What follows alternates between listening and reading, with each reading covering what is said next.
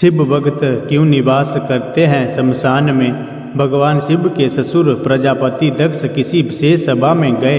उनको वहां आया देखकर सभी सभासद उनके आदर में खड़े हो गए, परंतु ब्रह्मा जी और भगवान शिव अपने स्थान पर बैठे रहे।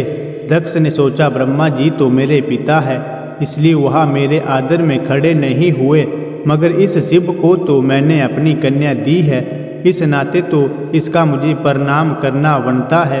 दक्ष को बड़ा क्रोध आया। उसने अंजलि में जल लेकर इस प्रकार से भगवान शिव को श्राप दिया, आज से यह शिव यज्ञ का भागी नहीं होगा। श्राप देकर दक्ष अपने घर को जाने को हुआ तो उस समय उपस्थित सभासदों ने उसे रोकने का प्रयत्न भी किया, परंतु दक्ष पर कोई प्रभाव न पड़ा और वह अपने घर को चला गया। फिर भी भगवान शिव मौन बैठे रहे। नंदी को बहुत क्रोध आया और वह बोला, यहाँ उपस्थित सभासदों, दक्ष तथा उसके वचनों को सुनने वालों को श्राप देता हूँ कि इस दुष्ट ने महादेव को साधारण मनुष्य समझकर श्राप दिया है। इस कारण वह ज्ञानी और तत्व विमुख होकर स्त्री की कामना करने वाला कामी हो और देहाभिमानी हो, पशु के समान, बकरे के समान देह वाला हो। जिन ब्राह्मणों ने अभिमान के कारण अनुमोदन किया है, वह विद्वान तथा ज्ञानी होने पर भी बुढ़ापे में ज्ञान रहित हो और दरिद्री होकर अपने ज्ञान को धन की कामना से बेचने वाला हो।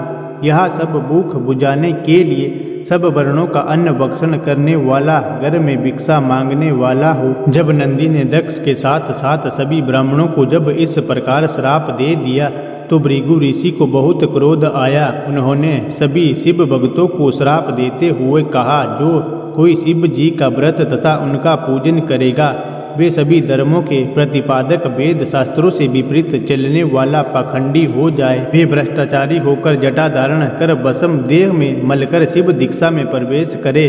वे लोग मदिरा मांस भक्षण करेंगे और कानों को फाड़कर मुद्रा पहनेंगे, जहाँ तहाँ शमशान में निवास करेंगे। भगवान शिव के 5 रूपों में से एक रूप अघोर रूप है। अघोरियों को इस पृथ्वी पर भगवान शिव का जीवित रूप भी माना जाता है।